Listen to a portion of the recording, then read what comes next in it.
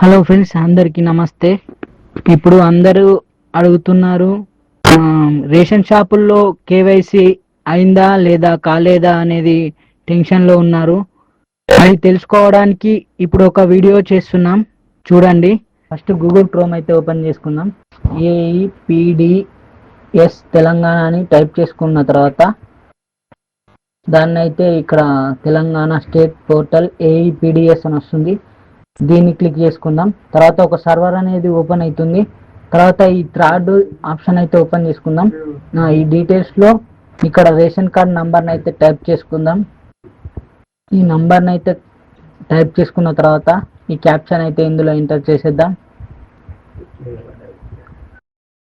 Submit చేద్దాం. ఇలా వస్తుంది.